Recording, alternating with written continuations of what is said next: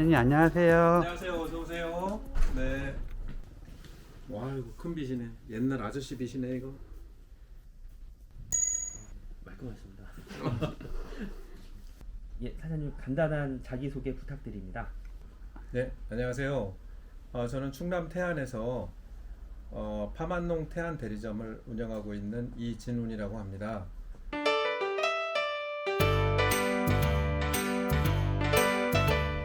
저는 이 업을 시작하기 전에 작물보호제 회사에서 25년간 근무를 했었습니다. 그 중에 한 6년간은 공장에서 근무를 했었고요. 나머지는 마케팅, 영업, 해외 법인에서 그렇게 근무한 경험을 가지고 있습니다. 최근 들어서 한 2, 3년 전부터는 토양병으로 오고 있는 흑색성 균핵병과 그리고 무름병 발생이 좀 많이 늘어났고요. 그리고 충해 쪽으로는 고자리파리와 뿌리응애가 역시 꾸준히 발생하고 있습니다. 그 병해충 방제에는 이 네 가지가 중점적으로 제가 지금 처방을 하고 있고요. 마늘 보게 되면은 그 영양분을 지제부의 인편에다가 이렇게 보관을 하게 되는데 과실에 그 영양분을 저장하는 원리와 같은 것으로 보시면 됩니다. 그 마늘 인편은 이러한 병해충이 그러다 보니까는 집중적으로 발생하고 있고요. 이러한 병해충을 효과적으로 방지하기 위해서는 건강한 종구를 선택을 하고 그리고 사용하기 전에 충분한 살균 소독을 해줘야 됩니다. 밭에는 토양에는 두둑을 만들기 전에 토양 속에 있는 병해충의 밀도를 낮춰줘야 하고요. 이 작업들이 월동 전에 반드시 해줘야 되는 기본적이면서도 중요한 작업이 되겠습니다. 좀 더 구체적으로 그 병해충에 대해서 설명을 좀 부탁드리겠습니다.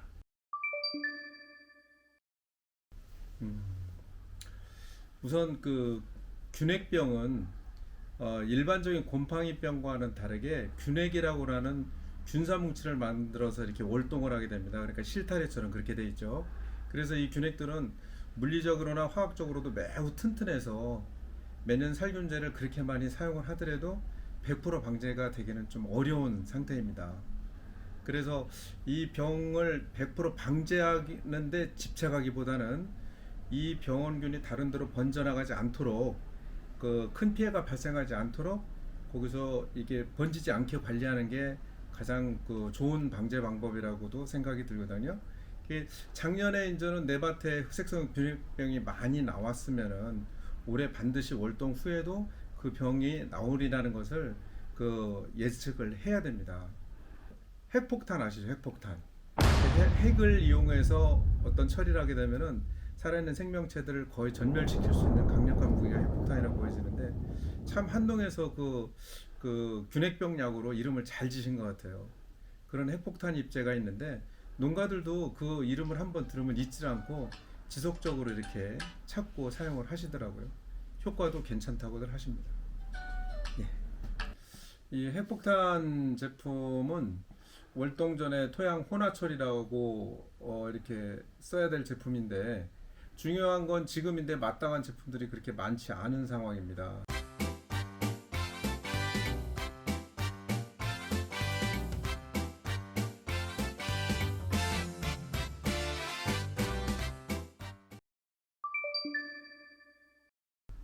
세균병인 무름병도 최근에 발생이 많아지고 있는데 겨울에 한파가 자주 오면은 이듬해 봄에 병 발생이 많아지는 경향이 좀 있습니다.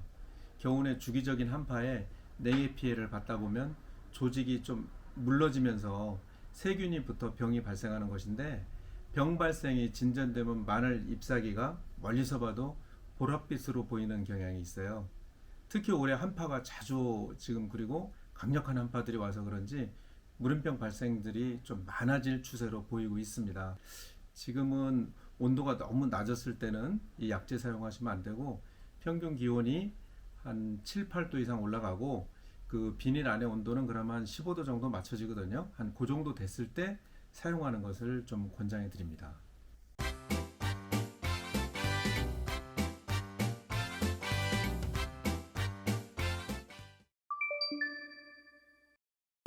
병해와 마찬가지로 파종 전에 종구 소독과 토양 살균제를 뿌리고 두둑을 만들고 그러면은 큰 문제는 없는데, 근데 미부숙된 퇴비, 그러니까 완전한 발효가 일어나지 않은 퇴비를 쓴다든지 아니면은 그 밭 주변에 축사가 있다든지 해서 그 밀도가 높아지게 되면은 아무래도 약을 해도 월동 후에 그 발생하는 것은 좀 어떻게 그 경감시키기 어려운 상태거든요.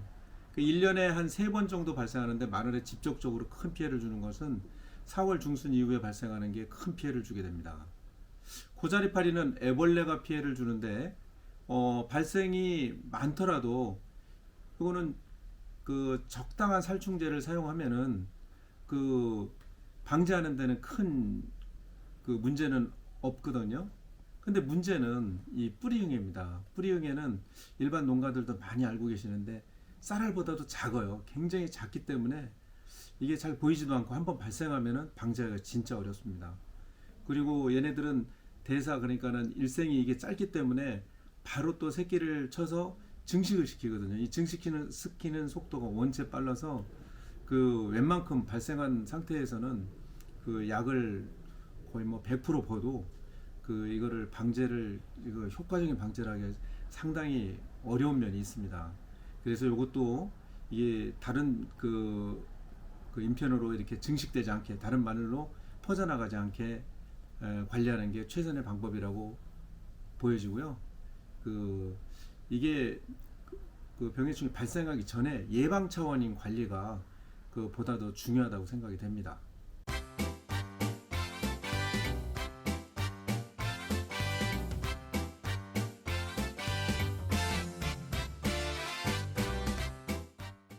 지금까지 병해충 방제에 대해서 말씀을 해주셨는데, 그럼 그 농약 말고 이런 병해충을 줄일 수 있는 다른 예방법은 있을런지요?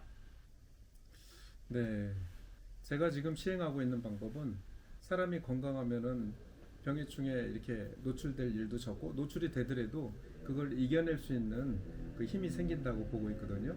이 작물 같은 경우도 마찬가지입니다. 작물 같은 경우에도 그 적기에 이 비료를 공급을 해준다든지 다른 이제는 그 영양제를 공급을 해준다든지 그랬을 때 자기가 이제 생육 속도가 빨라짐으로 인해서 병해충에 와서도 그 병해충에 가해하는 시간보다도 생장 속도가 빨라지면은 그거를 극복하는 일이 생기더라고요.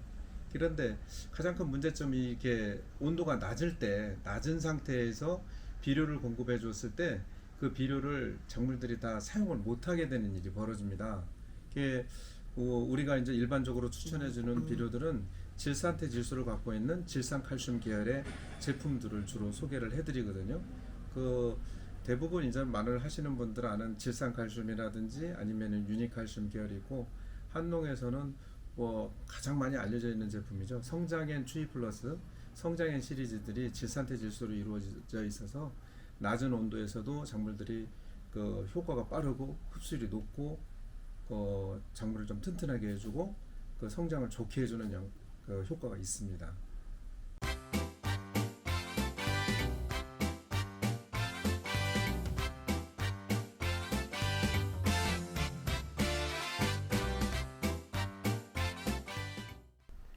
사장님, 그리고 최근 태안 마늘 연구회에서도 큰 경사가 있었다고 들었습니다.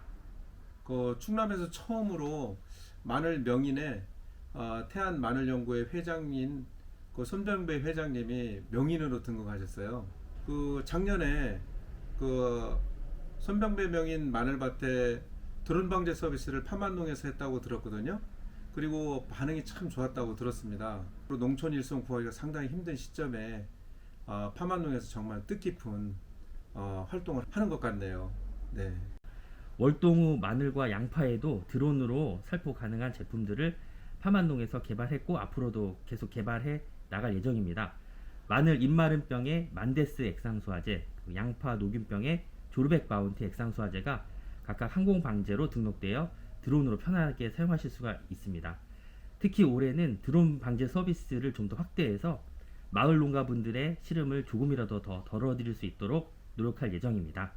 오늘 좋은 말씀 정말 감사드립니다. 다음 기회에 다시 한번 찾아뵙겠습니다. 감사합니다. 네, 감사합니다. 저희 작은 저기로 지식으로 어떻게 좀 도움이 될 수 있을지 모르겠는데요. 항상 배운다는 생각과 마음가짐으로 또 할게요. 그러니까는 언제든지 뭐 오실 날 있으면 뭐 방문해 주십시오. 감사합니다. 그러면은 준중량으로 드리면 되겠어요? 중경량으로. 그리요. 네네. 근데 기계로 주지 마시고 손으로 뿌리세요. 아니 기계를 대면은 비닐에서 톨톨 튀어갖고 안으로 안 들어가. 맞아요. 제대로 된 길을 안내를 해주는 게 우리한테 맞습니다. 정보 전달이 최고입니다. 네. 소장님. 네, 수고하셨어요. 감사합니다. 수고하셨습니다. 네, 네, 수고하셨습니다. 고맙습니다. 네. 네.